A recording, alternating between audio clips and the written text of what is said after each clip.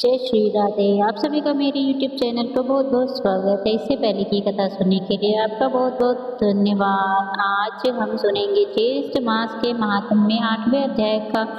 और आज आप सुनेंगे शंख और द्विज वरिष्ठ और शाम तथा याज्ञवल्क्य और ब्रह्मा जी के समान में आदित्य की आराधना का महत्व में कथक और भगवान सूर्य के ब्रह्म रूप का वर्णन के बारे में। इससे पहले आज के अध्ययन में राजा शतनिक और ने कहा, हे मुनि, आप भगवान सूर्य नारायण के प्रभाव का और भी वर्णन कीजिए, क्योंकि हे प्रभु, आपके महत् अमृतमयी वाणी सुनकर मुझे तृप्ति नहीं हो रही है। तब सुमंत जी ने कहा, हे राजन, इस विषय में शंख और संवाद हुआ, उससे वापस ढूंढे, जिन्हें सुनकर मानव संपूर्ण पापों से मुक्त हो जाता। एक अत्यंत रमणीय आश्रम था, जिसमें बहुत वृक्ष फलों के बाहर से झुक रहे थे। कहीं मृत अपने सींगों से परस्पर एक दूसरे के शरीर में खो चला रहे थे, तो किसी दिशा में मजदूर नृत्य और वर्णों की मधुर ध्वनि का गुजार हो रहा था। ऐसे मनोहारी आश्रम में अनेक तपस्वियों से सेवित भगवान सूर्य के अनंत भक्त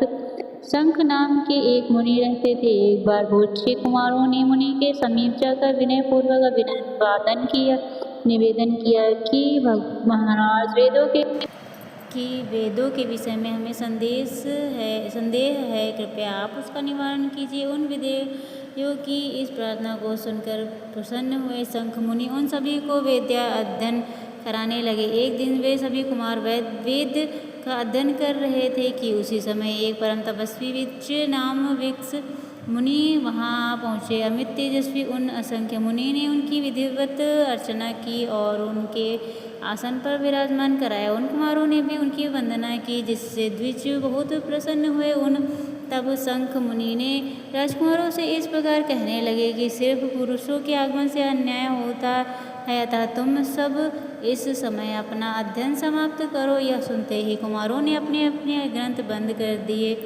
दृष्टि ने शंख मुनि से पूछा कि यह बालक कौन है और क्या पढ़ रहे हैं। तब शंख मुनि कहने लगे, महाराज, यह भोज्य कुमार है। सूत्र के साथ चारों वेद, सूर्य नारायण के पूजन और हवन का विधान, प्रतिष्ठा विधि, रथ यात्रा की वृद्धि तथा सप्तमी तिथि के कल्प का यह अध्ययन कर रहे हैं। द्विज ने फिर से पूछा, मुनि, सप्तमी व्रत का क्या विधान है और भगवान सूर्य की अर्चना पूजना क्या विधि है? सूर्य मंदिर में गंध, पुष्प, दीप, धूप आदि देने से क्या फल प्राप्त होता है? किस व्रत, नियम और दान से भगवान सूर्य नारायण प्रसन्न होते हैं? उन्हें कौन से धूप, पुष्प उपहार दिए जाते हैं? यह सब मैं तो सुनना चाहता हूँ, इसे आप बताइए। सूर्य नारायण के महात्मा की भी विशेष रूप से चर्चा कीजिए। तब शंख मुनि कहने लगे कि इस प्रसंग में महाराज सामा और महर्षि वरिष्ठ के संवाद का वर्णन कर रहा हूँ, ध्यानपूर्वक सुनो। एक बार शाम महर्षि वरिष्ठ जी के पवित्र आश्रम में गए। वहाँ जाकर उन्होंने आत्म वरिष्ठ जी के चरणों में प्रणाम किया और हाथ जोड़कर विनती के भाव से खड़े हो गए। महर्षि वरिष्ठ ने भी उनके भक्तिभाव को देखकर प्रसन्न मन से पूछा, तुम्हारा तो संपूर्ण शरीर भयंकर कुष्ठ रोग से निधन हो गया था, इस सर्वथा रोग से मुक्त कैसे हुआ और तुम्हारे शरीर की दिव्य कांति शोभा कैसे बढ़कर, यह सब बताओ। तब शाम कहा, महाराज, मैंने भगवान सूर्य नारायण की आराधना करके उनके सहस्त्र नामों द्वारा की गई आराधना के प्रभाव से उन्होंने प्रसन्न होकर मुझे साक्षात दर्शन दिए और उनसे ही मुझे वह प्राप्ति हुई है। वरिष्ठ जी ने पूछा, तुमने किस विधि से सूर्यदेव की आराधना की? तुम किस प्रकार आवाहन से उनका साक्षात दर्शन हुआ? यह सब मुझे विस्तारपूर्वक कहने लगे। महाराज, जिस विधि से मैंने भगवान सूर्य को प्रसन्न किया, वह सारा वृत्तांत आप भी ध्यानपूर्वक सुनिए। आज से बहुत पहले मैंने अध्ययन व श्री दुर्वासा मुनि का उपहास हुआ था, इसलिए क्रोध में आकर उन्होंने मुझे कुछ कुष्ठ रोग से पीड़ित होने का श्राप दे डाला, जिससे मैं कुछ वर्षों की हो गया तथा अत्यंत दुखी और लज्जित होते हुए मैंने अपने पिता अर्थात भगवान श्री कृष्ण के पास जाकर निवेदन किया कि हे तात, मैं दुर्वासा मुनि के शाप से कुष्ठ रोग से ग्रस्त होकर अत्यंत पीड़ित हो रहा हूँ। पिताश्री, मेरा शरीर गिरता जा रहा है, कंठ स्वर भी बैठता जा रहा है और पीड़ा से प्राण निकले जा रहे हैं। व्यक्ति के द्वारा उपचार कराने पर भी मुझे शांति नहीं मिलती। अब आपकी आज्ञा प्राप्त कर अपने प्राण त्यागना चाहता हूँ, अतः आप मुझे यह आज्ञा देने की कृपा करें जिससे मैं इस कष्ट से मुक्त हो सकूं। मेरा यह दीन वचन सुनकर उन्हें बड़ा दुख हुआ और वे फिर मुझसे कहने लगे, विचार करके कहने लगे कि पुत्र धैर्य धारण करो, चिंता मत करो, क्योंकि जैसे सूखे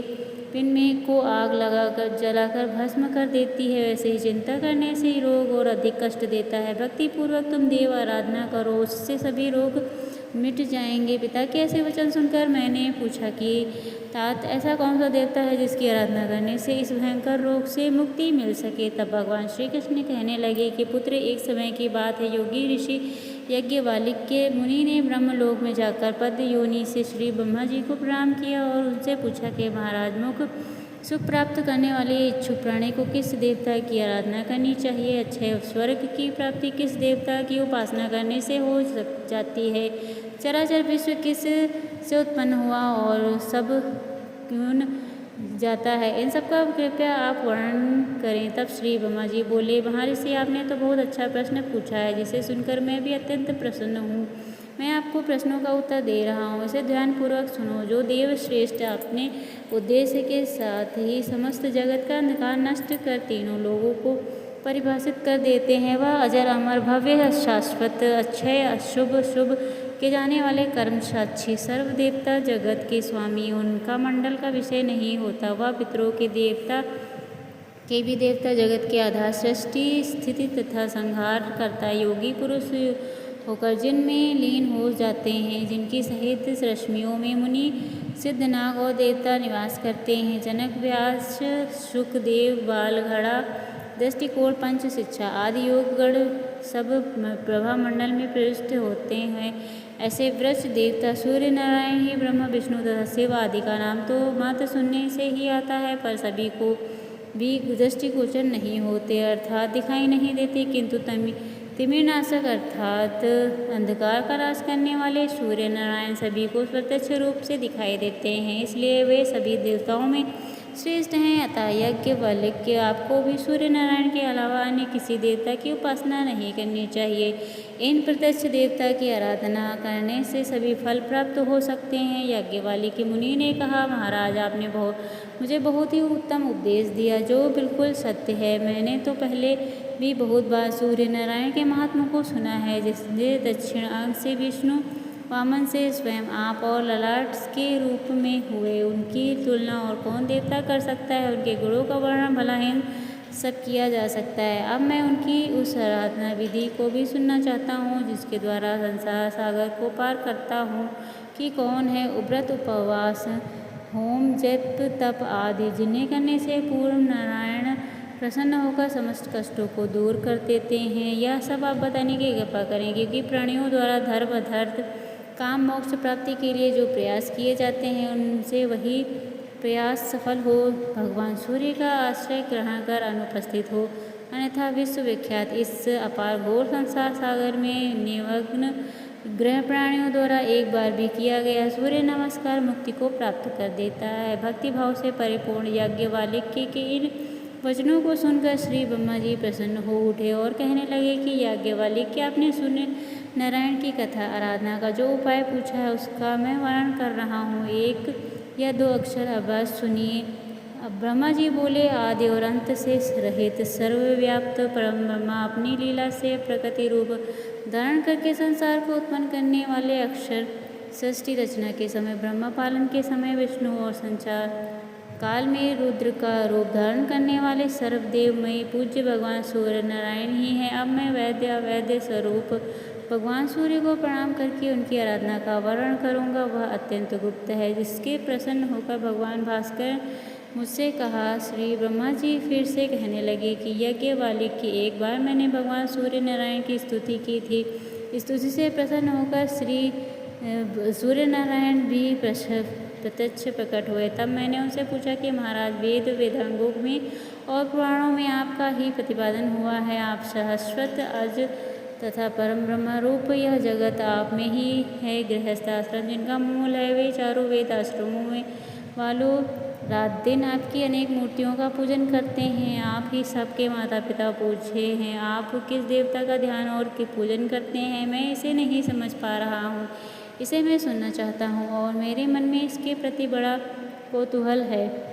भगवान सूर्य ने कहा था, हे ब्राह्मण, अत्यंत गुप्त बात है, किंतु आप मेरे परम भक्त हैं, इसलिए मैं आपका यथावत वर्णन कर रहा हूँ। परमात्मा सभी प्राणियों में व्याप्त, अचल, मृत्यु, सूक्ष्म, इंद्रियातीत, क्षेत्र की पुरुष, हिरण्य गर्भ, महान, प्रधान तथा बुद्धि आदि अनेकों नाम से जाना जाता है। तो तीनों लोकों के एकमात्र आधार हैं। विधि निर्माण होकर भी अपनी इच्छा से सघन हो जाते हैं। खुद से कोई नहीं करते, न तो कोई कर्म फल की प्राप्ति से संलिप्त रहते हैं। यह परमात्मा का सब और सर, अपने मित्र, हाथ पैर, नासिक, कान, मुख वाले वे समस्त जगत को अध्यक्षित कर अव्यवस्थित और सभी प्राणियों के स्वच्छंद होकर आनंद पूर्वक विचरण करते रहते हैं। शुभ अशुभ कर्म रूप बीच वाला शरीर क्षेत्र कहलाता है। इससे जानने के कारण परमात्मा क्षेत्र के कहलाते हैं। वे अभियुक्त पूर्व में शयन करने से पुरुष,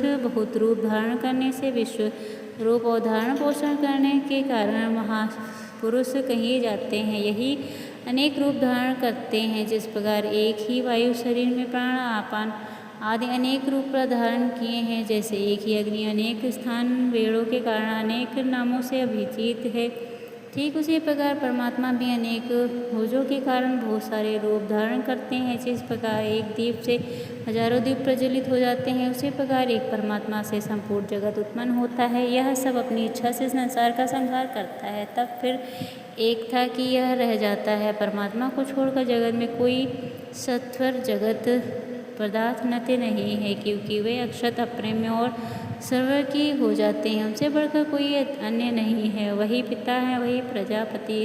सभी देवता और असुर आदि उन परमात्मा भास्कर की देव आराधना करते हैं और उन्हें संपत्ति प्रदान करते हैं। विस्तार अवगत होते हुए भी निर्गुण है। उसी आत्मा स्वरूप परमेश्वर का मैं ध्यान करता हूँ तथा स्वरूप अपने आत्मा का ही पूजन करता हूँ। यज्ञ वाले ने भगवान सूर्य ने स्वयं ही यह सारी बातें मुझसे कही थी। ओम भास्कराय नमः। आज का अध्याय यहीं पर समाप्त होता है। धन्यवाद।